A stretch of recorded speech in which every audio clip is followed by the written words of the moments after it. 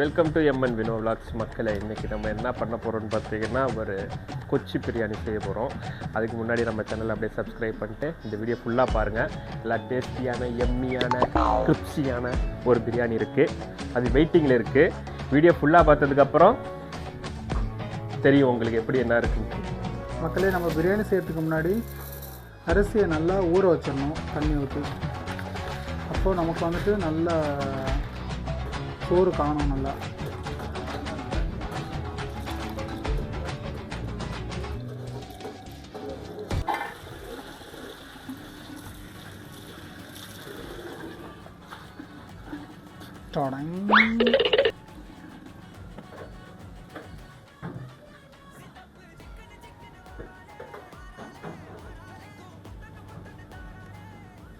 உண்மையிலே மாப்பிள்ள ஒன்றுமே இல்லைங்க பாருங்கள். வெட்டிட்டதுக்கப்புறம் கம்மியாக தான் இருக்குது. ஏன்னா இது ஐஸ் கோலிங்கிறதுனால அந்த கொழுப்பெல்லாம் போடல. நம்ம ஊரெல்லாம் போட்டுருவாங்க. அப்படியே ஐஸ் கோலிங்கிறதுனால பயமாக இருக்குது கொழுப்பு சாப்பிட்றதுக்கு.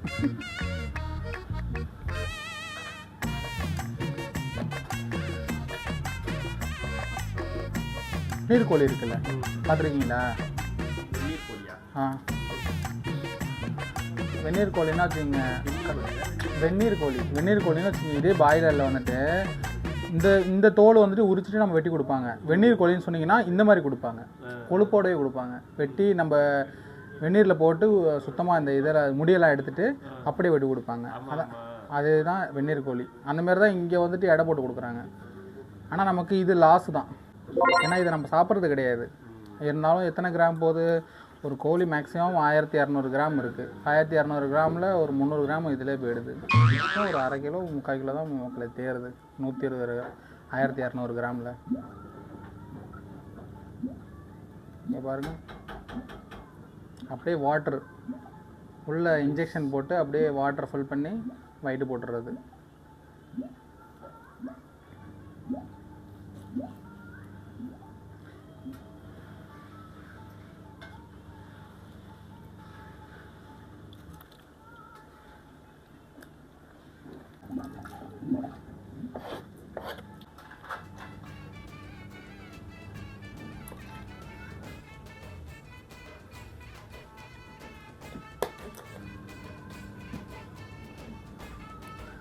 என்னடா இவ்வளோ நல்லா கறி வெட்டுறானே பார்க்குறீங்களா?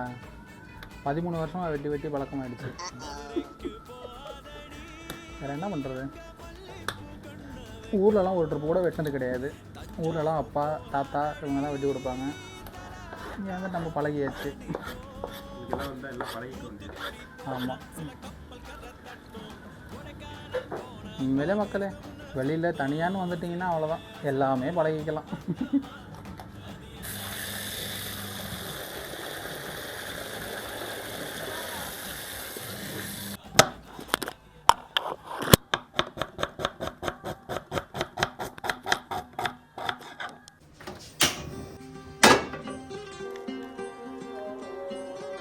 மக்களே, நெய் ஆட் பண்ணியாச்சு.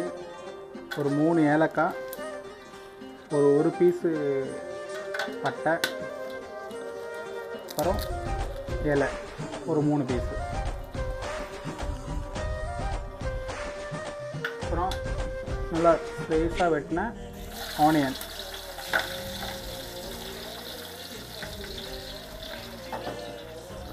இது நம்ம நெய் ரைஸ்க்கு வைக்கிறதுக்கு உள்ள ஐட்டம்ஸு.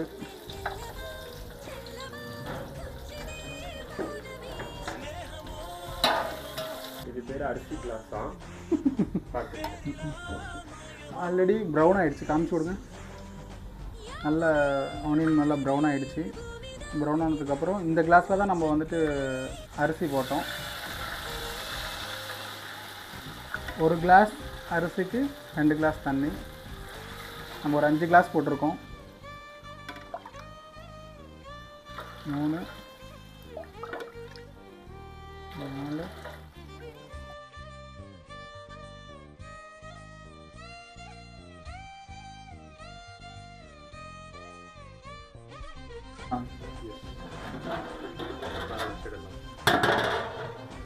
நல்ல கொதி வந்துடுச்சு. நல்ல கொதி நிலையில் அந்த வடிவேல் சொல்கிற காமெடி இல்லை, கொஞ்சம் சாவல் போடணும். சவால் இல்லை. ஸோ அரிசி என்ன 2 முயலை 2 நாள் நீந்து விடவும்.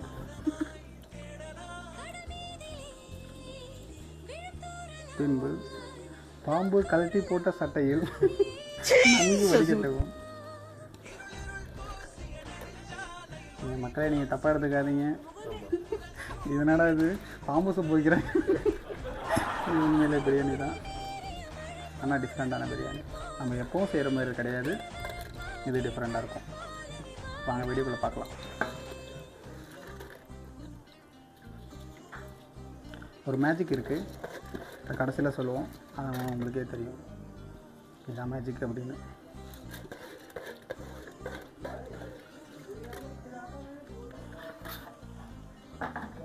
இது என்னன்னு தெரியுதா? இதுதான் அலுமினியம் ஃபைலு.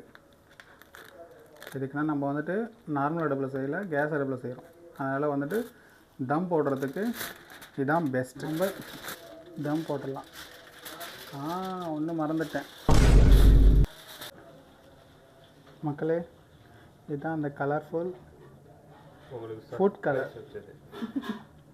ஏன்டா ஃபுட் கலர் போடுறதாட சர்ப்ரைஸு, அது டேஞ்சர்னு சொல்லுவீங்க. நாங்கள் சும்மா அன்றைக்கி செய்யணுங்கிறதுனால தான் இந்த ஃபுட் கலர் ஆட் பண்ணுறோம், இல்லைன்னா நாங்கள் பண்ண மாட்டோம். உங்களுக்கு பிடிச்சிருந்தா நீங்கள் பண்ணுங்கள், ஃபுட் கலர் ஆட் பண்ணுங்கள், இல்லைன்னா வேணாம். சரிங்களா? இதை மோஸ்ட்லி அவாய்ட் பண்ணுறது தான் நல்லது. இருந்தாலும் வந்துட்டு இன்றைக்கி ஒரு வீடியோக்காக இந்த ஃபுட் கலர் ஆட் பண்ணியிருக்கோம். இதுக்கப்புறம் தம்மு தான். ஓகே, நம்ம தம் போட்டுடலாமா?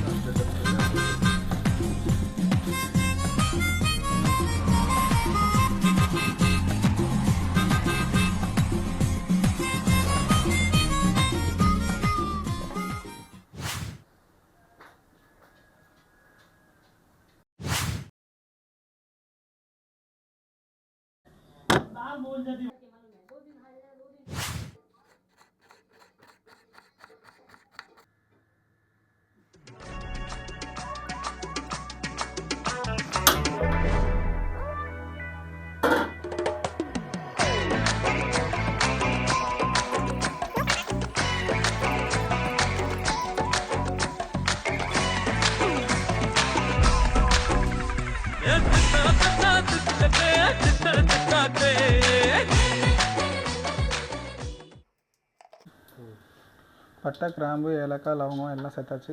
அதுக்கப்புறம் வந்துட்டு ஆனியன்,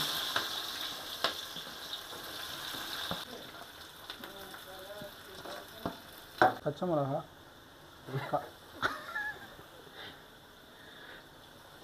மக்களே பச்சை மிளகா சேர்த்தாச்சு. உங்களுக்கு காரத்துக்கு தேவையான மாதிரி போட்டுங்க. நான் ஒரு 10 பச்சை மிளகா போட்டிருக்கேன். இங்கே உள்ள பச்சை மிளகாலாம் உரப்பே இருக்காது.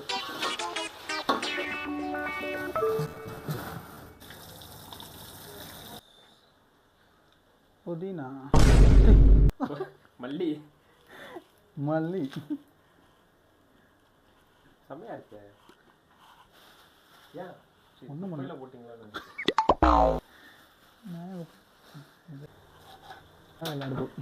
அடுப்பு பார்த்தீங்களா? டிஃப்ரெண்டா இருக்குது.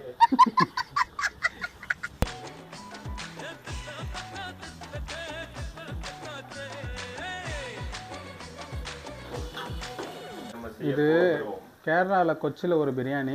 ஆனால் வந்துட்டு இது வந்துட்டு மேக்ஸிமம் பார்த்தீங்கன்னா நம்ம துபாயிலலாம் பார்த்தீங்கன்னா இந்த பிரியாணி தான் ஃபேமஸ். எப்படின்னா ஹோட்டல்லலாம் இந்த பிரியாணி தான் கிடைக்கும். தனியாக சாதம் வெடித்து நம்ம நெய்சோறு மாதிரி செஞ்சு அதுக்கப்புறம் வந்துட்டு மசாலா போட்டு பிரியாணி. இது நல்லா டேஸ்ட்டாகவும் இருக்கும். நீங்களும் வந்து ட்ரை பண்ணி பாருங்கள். ஒரு 3 ஸ்பூனுக்கு அளவுக்கு நல்ல காஷ்மீரி தூள் உரப்புக்காக, மஞ்சத்தூள் பண்ணிங்க. சக்தி பிரியாணி மசாலா ஆச்சி. இது சக்தி மக்களை நம்ம இவ்வளோ நாள் தப்பாக சொல்லிட்டு இருந்திருக்கோம். எப்போவுமே பிரியாணி மசாலா நான் ஆச்சின்னு நினச்சிட்டு இருந்தோம். ஆனால் சக்தி மசாலா வந்துட்டு ஆச்சி எங்களை ஏமாற்றிட்டு விட்டாரு. சக்தி தான் வந்திருக்காப்புல.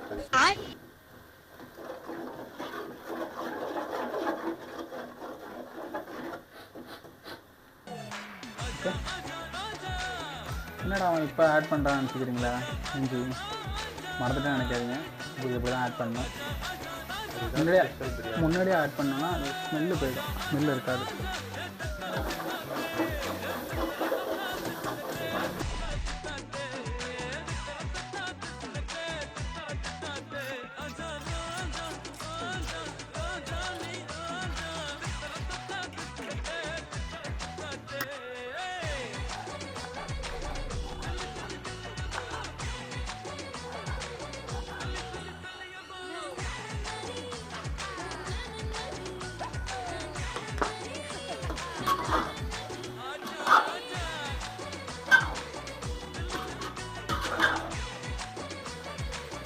தயிர் ஆட் பண்ணிக்கலாம்.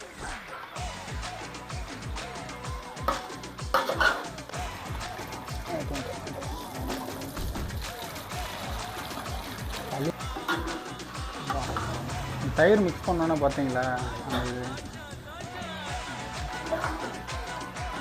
இதில் அதிகமாக நம்ம தண்ணி ஆட் பண்ண விடணும். இப்போ நம்ம எப்பவும் பிரியாணிக்கு நம்ம வைக்கிறோம்ல தண்ணி, அந்த மாதிரிலாம் கிடையாது. இது அவ்வளோதான் கிரேவி.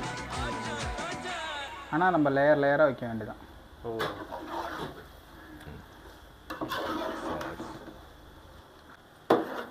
இது நேற்று ஒரு ஹோட்டலுக்கு போனோமே, பிரியாணின்னு சொல்லிட்டு ஒன்று தந்தானுல்ல, அது என்னன்னு இது வரைக்கும் எங்களுக்கு பேரே தெரியல, எங்களாலையும் கண்டுபிடிக்க முடியல. ஆனால் பிரியாணின்னு சொல்கிறாங்க. இதை டேஸ்ட் பண்ணி பார்த்தோம், அவ்வளோ டேஸ்ட்டு மக்களே. நான் நினைக்கிறேன் இதை பார்சல் பண்ணி அவங்கள்ட்ட எடுத்துகிட்டு போயிட்டு இதை சாப்பிடுங்க, இது பேர் தான் பிரியாணி. நேற்று நீ அவங்க கொடுத்தான ஒரு குழம்பு சோறு கொடுத்தாங்க பிரியாணி சொல்லிட்டு, அதுவும் இது ஒரு பொரிச்ச சிக்கனை வச்சு மேலே வச்சுட்டு பிரியாணிட்டாங்க. எங்களே ஏமாற்றிட்டாங்க பார்த்துங்க. எல்லாருக்கு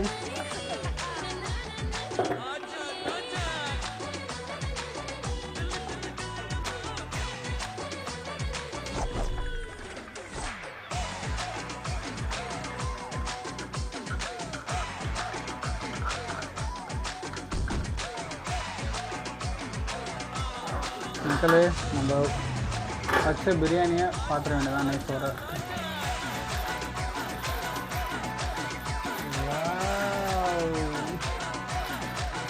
வேற லெவல். அப்புறமா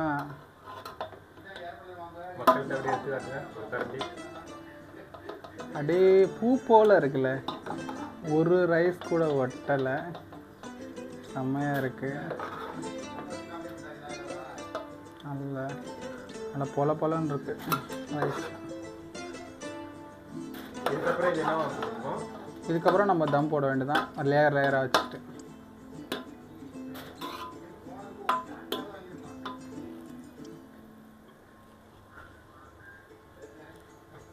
இதை பார்த்தா நம்மளுக்கு ஹைதராபாத் பிரியாணி மாடலில் இருக்குல்ல,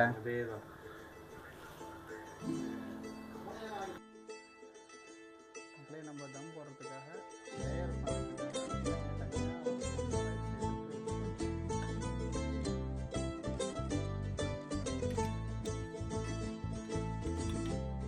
ரைஸ் நல்லா பிரிஞ்சு. உண்மையில் நானே எதிர்பார்க்கல, உண்மையிலே நல்லா இருக்கு.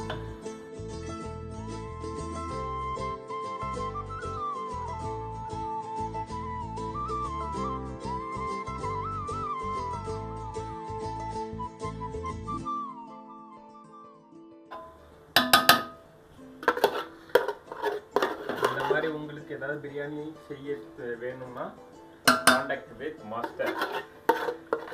பார்த்துங்க மக்களே, கூடிய சீக்கிரம் நாங்கள் ஒரு ஷாப் ஓப்பன் பண்ணுவோம் கண்டிப்பாக. அது ஒரு நாள்.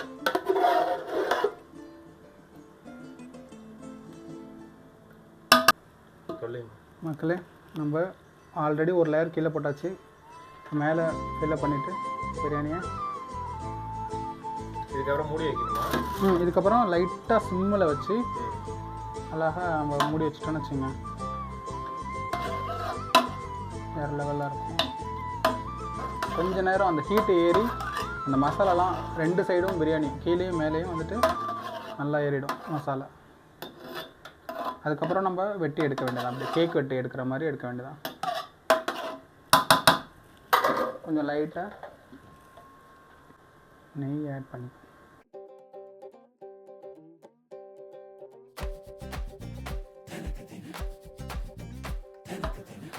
இது ஏன்னா தம் போடுறப்போ வந்துட்டு அரிசி காயாமல் இருக்கும், அதனால தான் கொஞ்சம் லைட்டாக நாங்கள் நெய் ஆட் பண்ணுறோம்.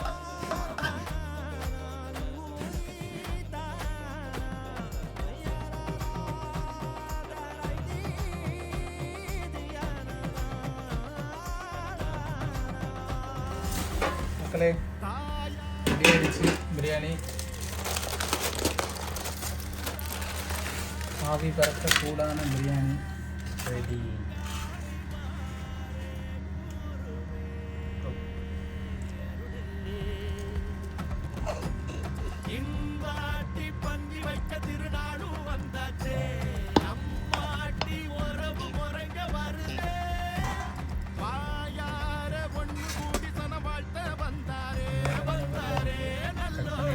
மசாலாவும் பிரியாணியும் சேர்ந்து வருது.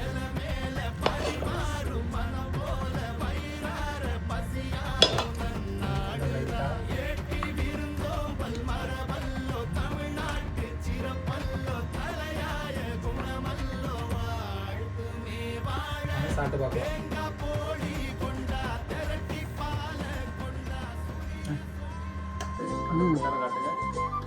கடைசியில் நம்ம வந்து கிரேவி வச்ச குண்டா ஓகேங்களா? சாப்பிட்டு பாருங்க. அது என்னன்னு பார்த்தீங்கன்னா என்னதான் பிரியாணி நம்ம சாப்பிட்டாலும் அந்த குண்டான உள்ள லாஸ்ட் கிரேவி இருக்கு பாருங்க, அது கூட இந்த சோறை மிக்ஸ் பண்ணி சாப்பிட்ற டேஸ்ட் வேற லெவலு. கண்டிப்பாக இந்த வீடியோ உங்களுக்கு பிடிச்சிருக்கும்னு நினைக்கிறோம். நீங்களும் ட்ரை பண்ணி பாருங்க. ஓகே மாஸ்டர், நீங்கள் சாப்பிட்டு நேரே வரேன்.